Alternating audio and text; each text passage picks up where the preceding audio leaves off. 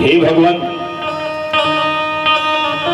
पुरु के वंश में जन्मे, पुरु वंश का विस्तार कर वर्णन करिए। पुरु वंश में जन्मे राजाधिराज महाराज दुष्यंत,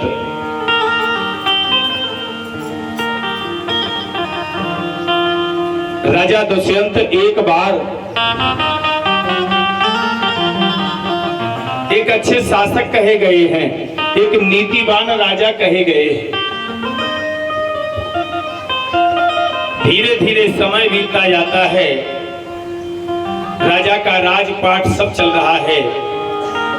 यहाँ एक बार विश्वामित्र जी के लिए अभिमान आ गया।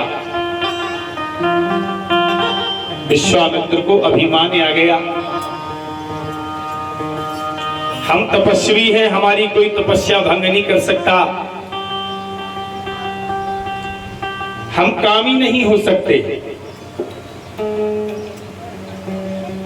क्या ढंग से बजा, क्या कर रहे थे? हम कामी नहीं हो सकते। विश्वामित्र ने सबसे पहले 100 वर्ष तक तप किया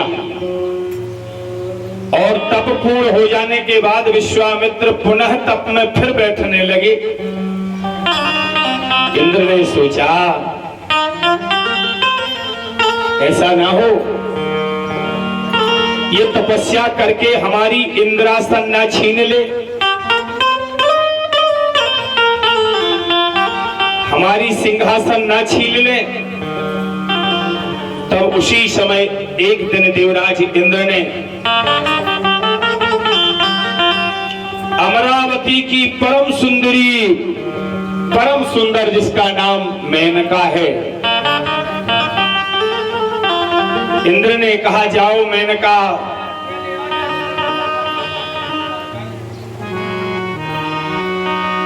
जाओ मेनका मुनि असपासा, परम प्रताप नाम जस गावा।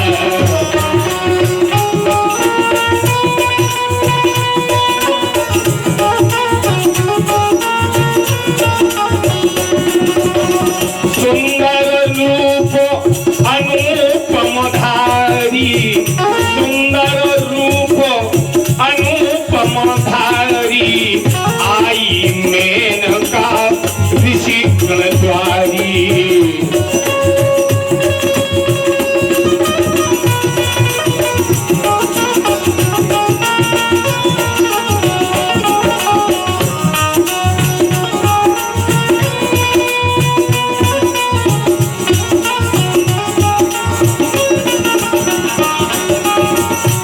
सूरत मम जिनहि निहारी,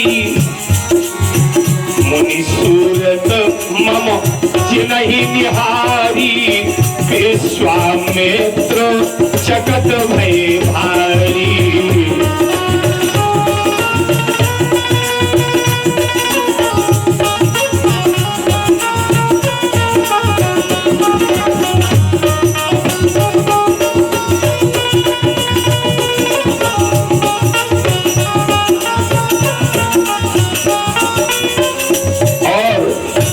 भगवान सुखदेव जी कहते हैं परीक्षित जी महाराज, उसी समय मेनका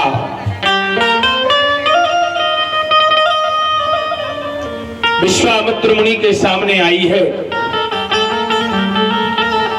और जैसे विश्वामित्र मुनि के समक्ष आई है, विश्वामित्र मुनि ने मेनका के रूप स्वरूप को देखा है। मुनि ने सुरत ही विसार दी और ऐसे चलते चलते विश्वामित्र जैसे महातपस्वी आज मेनका ने उनके तप को भंग कर दिया है। जैसे मेनका ने उनके तप को भंग किया,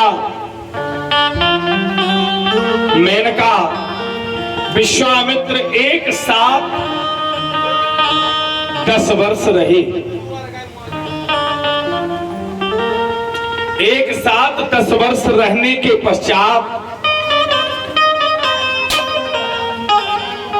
मेनका और विश्वामित्र का संगम हुआ।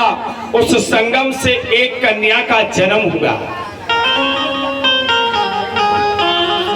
जैसे कन्या का जन्म होता है, कन्या का जन्म देते ही मेनका रजाने लगी। विश्वामित्र ने पूछा तुम कौन हो? उसने परिचय दिया, महाराज मेरा नाम मेनका है। थोड़ी ईगो डलवा दे, थोड़ी सो ईगो डालो, थोड़ी सी। मेनका, भगवान सुखदेव जी कहते हैं परीक्षित जी, मेनका ने पुत्री को जन्म दिया है और जन्म देकर के मेनका वहां से प्रस्थान कर जाती है। विश्वामित्र महाराज ने सोचा ये क्या हो गया। विश्वामित्र ने अपने आप में प्रायश्चित किया और प्रायश्चित करने के लिए उस पुत्री को लिया और पुत्री को जाकर के शकुंतक ऋषियों के पास छोड़ दिया। इनके पास छोड़ा, शकुंतक नाम के ऋषियों के पास अपनी कन्या छोड़ दी। इसलिए शकुंतक ऋषियों ने उस पुत्री का नाम शकुंतला रखा। क्या नाम रखा? शकुंतक ऋषियों ने उसका लालन पालन किया, इसलिए उस बेटी का नाम शकुंतला हुआ। शकुंतक ऋषियों के आश्रम में शकुंतला रहती है। एक दिन की बात, धीरे धीरे समय बीतता जाता है। हस्तिनापुर के राजा अर्थात दिल्ली की सिंहासन पर बैठने वाला राजा दुष्यंत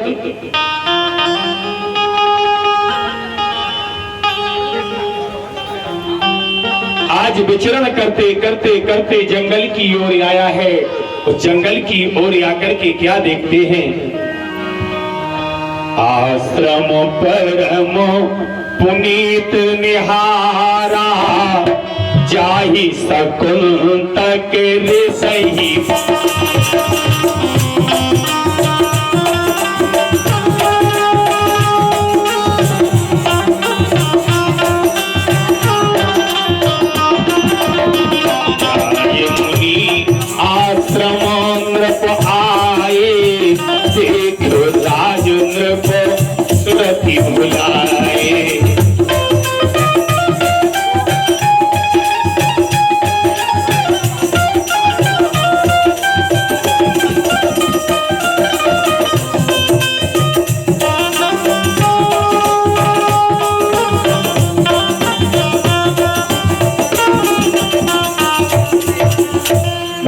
सुखदेव जी कहते परीक्षित, उसी समय राजा दुष्यंत शकुंतक ऋषियों की कुटी में आए और कर्म रस धार लगा दिया। जैसे शकुंतक ऋषियों के आश्रम में आए हैं, शकुंतला को देखा है। शकुंतला को देख करके शकुंतक ऋषि एकटक होकर के निहारने लगे, विचार करने लगे। और शकुंतला ने जैसे पानी दिया है, पानी के देते ही राजा दुष्यंत ने कहा, हे देवी तुम्हारा नाम क्या है? तुम तो त्रिलोक सुंदरी हो। बेटी ने कहा, हे महाराज मेरा नाम शकुंतला है, मैं ऋषि पुत्री हूं।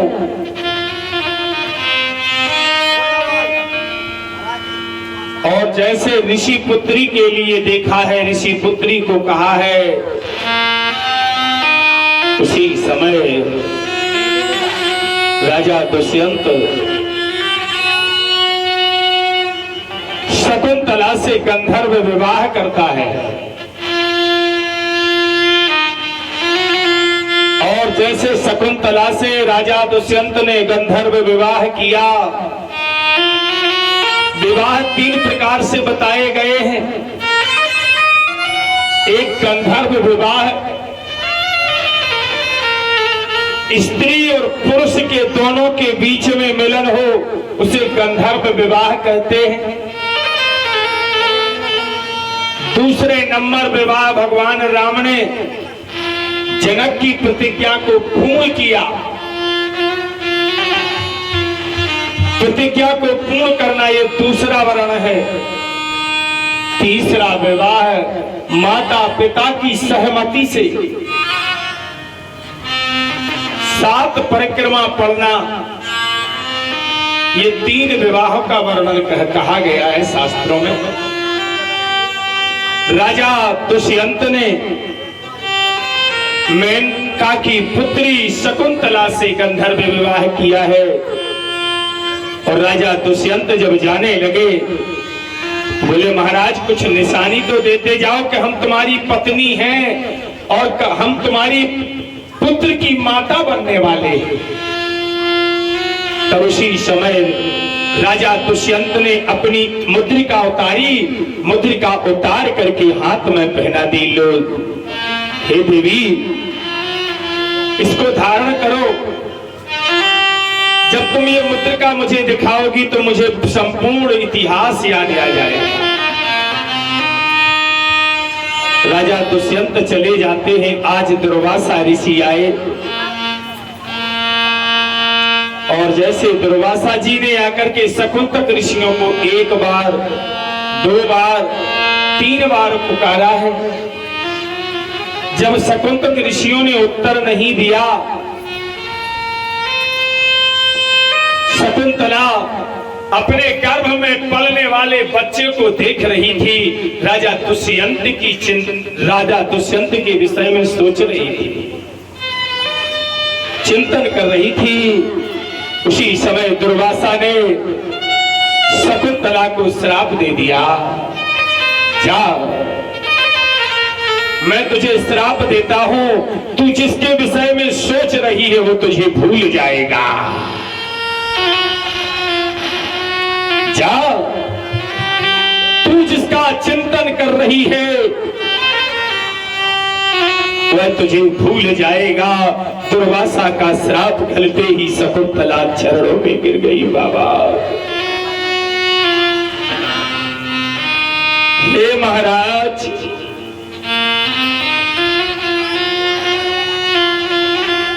ये तुमने मुझे कैसा श्राप दे दिया।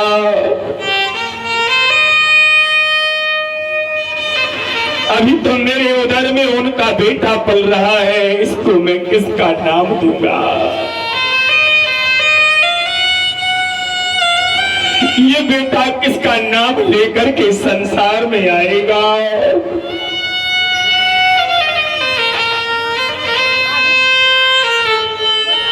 इस बेटे को हम क्या नाम देंगे मुनिराज। शकुंतला बिलख बिलख करके दुर्वासा के चरणों में गिर गई। अन्याय मत करो।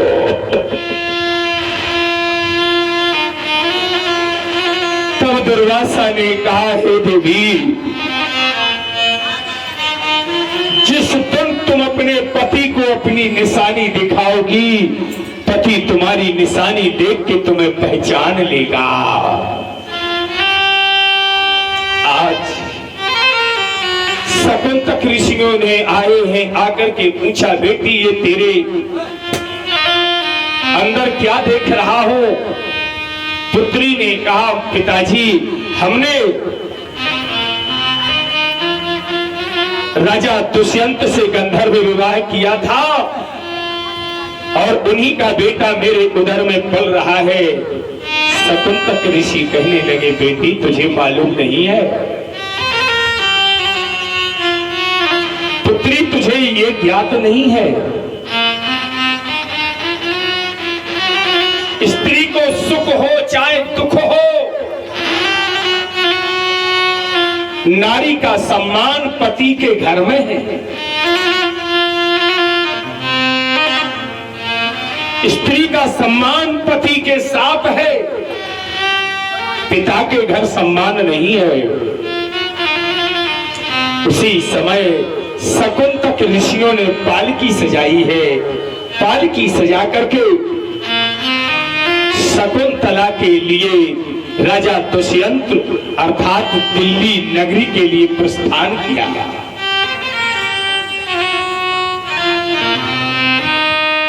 जैसे दिल्ली की ओर इनकी पालकी चलने लगी राज दरबार की ओर, रास्ते में शकुंतला को प्यास आई है। जैसे प्यास लगी है, मुख सूखने लगा, कुमलाने लगा। नजदीक में पड़ी हुई यमुना की नदी का किनारा मिलता है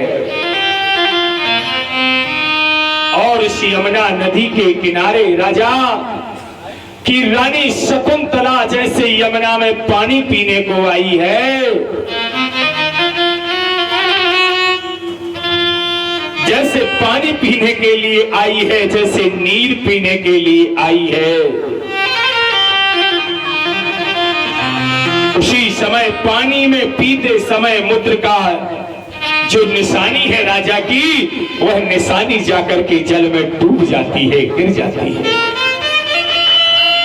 दुर्वासा का श्राप आरंभ हो चुका। शकुंतला तो पति से मिलने के लिए तड़प रही थी, जैसे राजा दुष्यंत के पास आई।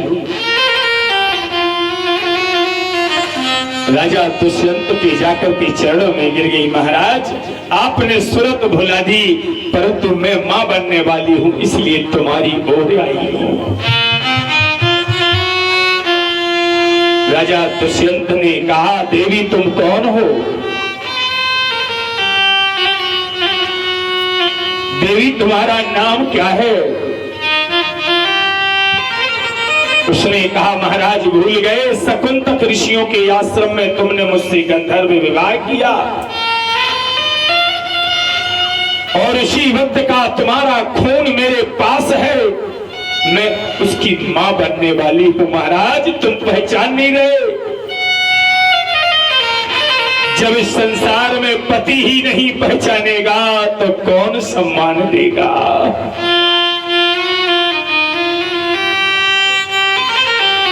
हे नाथ, मुझे पहचानो। सुख भोग लिया क्यों बिसरा दिया,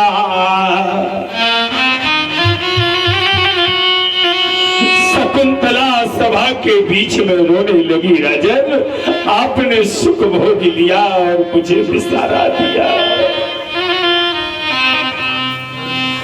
सुख भोग लिया क्यों बिसरा दिया,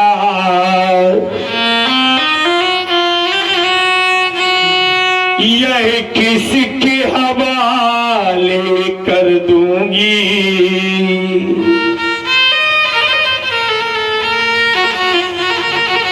तुम न्याय करो, तुम न्याय के दाता,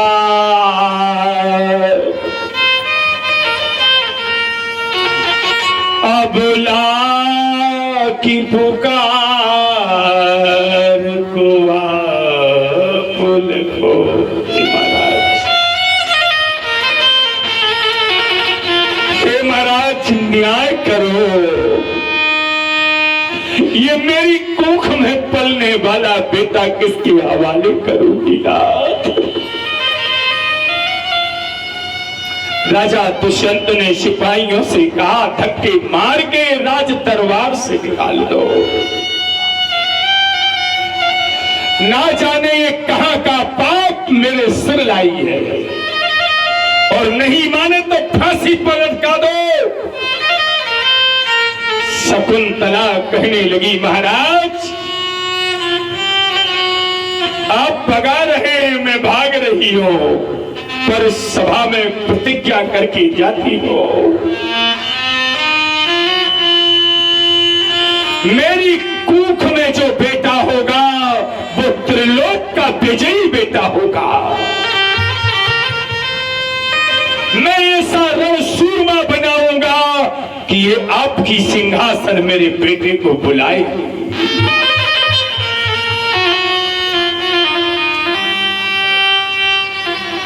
जंगल में भटकती आज खड़ी,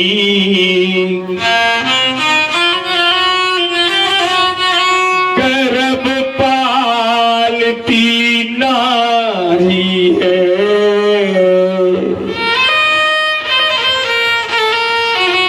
बाहर स्वार्थ मतलबी जगह,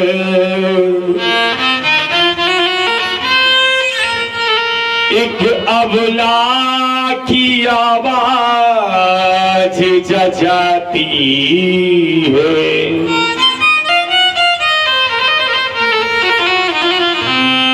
जैसे शकुंतला बिलख रही है, रास्ते से राह से मेनका जा रही है जिसने शकुंतला को जन्म दिया है। शकुंतला को मेनका ने देखा, ये तो मेरी बेटी है, मेरी बेटी इस जग में ठोकरें खा रही है। उसी समय आए आकर के कहा, बेटी तुझे क्या हो गया? उसने कहा, मां मेरे साथ अन्याय हो गया। उसी समय मेनका ने अपनी बेटी को औवर्य मुनियों के आश्रम में छोड़ा। कहां छोड़ा? औवर्य मुनियों के आश्रम में जाकर के शकुंतला को छोड़ा और बीच जंगल में सिंहों की आवाज जहां आ रही, वहां अपने बेटे को जन्म दे दिया। जैसे पुत्र का जन्म होता है, औवर्य मुनि समस्त ऋषि मुनियों ने उस बेटे का नाम भरत रख दिया। क्या रख दिया? भरत। भरताग्रजं तथा युक्तं भरतो भरतात्मजः, सिंहारूढ़ं तथा युक्तं भरतं शकुंतला लला। शकुंतला का बेटा आज सिंह के साथ खेलता है। दो शेरों के साथ में सिंह से उसकी दोस्ती हो गई। आज औवर्य मुनि ने एक ताबीज बांध दिया। जंगल में रहता है बेटा, ऋषि मुनि सिद्ध पुरुषों के पास मंत्र शक्तियां होती हैं, सिद्ध साधनाएं होती हैं। और जैसे मंत्र तो होकर के ताबीज बनाया है, बांध दिया है कि जो माता पिता के अलावा तीसरा कोई व्यक्ति इस बेटा को स्पर्श करेगा, यह ताबीज सर्प बन करके उसे ग्रसित कर जाएगा। सर्प बन करके यह ताबीज उसे ग्रसित करेगा। भगवान सुखदेव जी कहते परीक्षित, एक दिन हस्तिनापुर नृप परम प्रताप, बन जही विचरण की।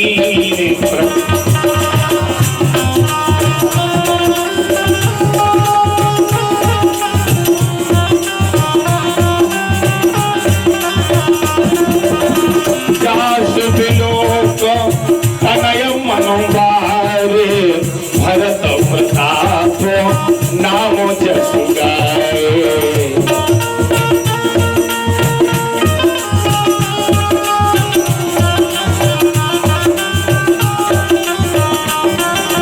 एक दिन की बात, राजा विचार बना रहे हैं कि क्यों ना जंगल की ओर कुछ दिन विचरण करने चले। अपने सेना नायक, सेना मंत्रियों को साथ में लिया है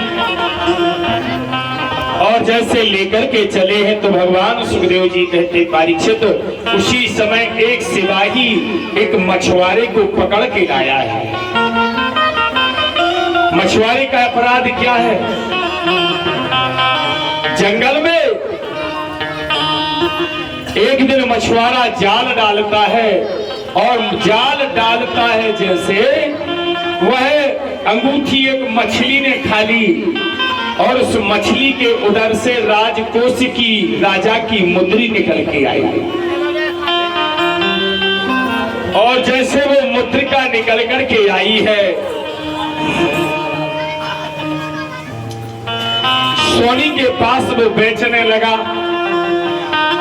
सोनी जाकर के राजा के दरबार में मुद्रिका ले गया, चोर को ले गया, परंतु राजा ने जैसे मुद्रिका को देखा है, मुद्रिका को देखते ही तत्काल शकुंतला की याद आ जाती है।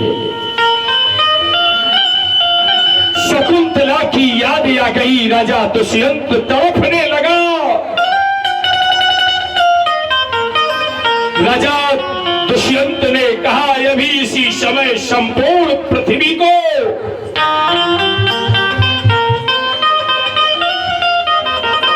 छुड़वा दो, मेरी परम प्रिय पत्नी शकुंतला कहाँ है? मेरे बेटे की मां बनने वाली थी, वो कहाँ है? राजा दुष्यंत सेना को लेकर के जंगल की ओर निकला, राजपाट छोड़ के। चलते चलते औवर्य मुनि का आश्रम दिखाई दिया।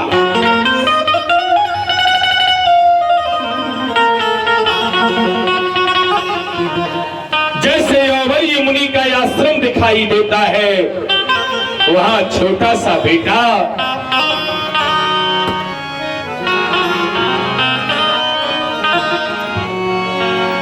कि देखे चकित जसुलाज नहारी, नृगोतन तनय सुरति बिसराई।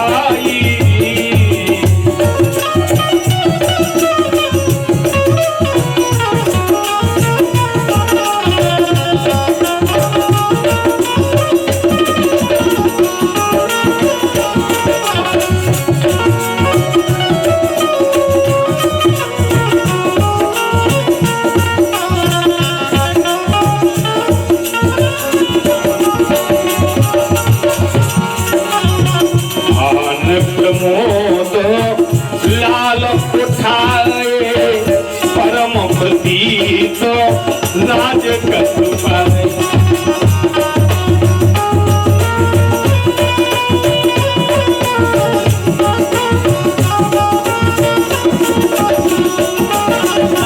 बड़ो असभाग वन सुसाता, सात मात तुम कही के जाया।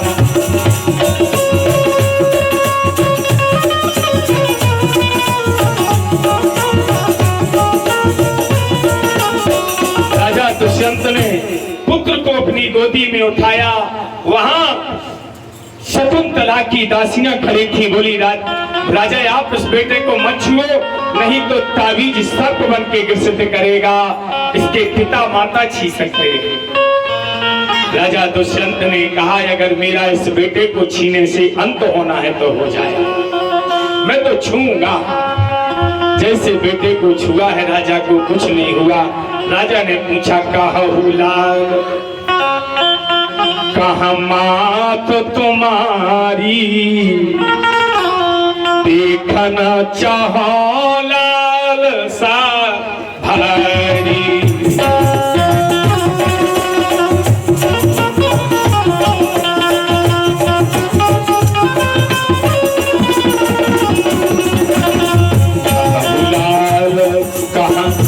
मात तुम्हारी देखन चहोलाल सरी।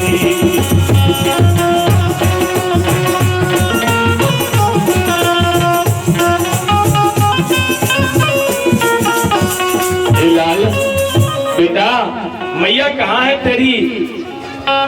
भरत ने कहा, मैया आश्रम में है। भरत साथ में मैया के लिए ले गए। शकुंतला ने चरणों में प्रणाम किया, महाराज दुष्यंत कहने लगे मुझे माफ कर दो देवी। शकुंतला ने कहा आपकी गलती नहीं है नाथ, यह दुर्वासा श्राप था, मुद्रिका गई हिराय और मिली मुद्रिका आपको खोज रहे सरकार। इसमें तुम्हारी गलती नहीं है, दुर्वासा का श्राप था। उस दुर्वासा के श्राप से आज शकुंतला राजा दुष्यंत अपनी राज सिंहासन पर ले गया, मगर धन्य रे दुष्यंत शकुंतला का बेटा भरत जब उसका राज्याभिषेक हुआ तो जिंदा दो सिंगों की आसन राजा के आजू बाजू लगी खड़ी है। और उसी दिन से आप लोग देख लेना, जो ये नोट है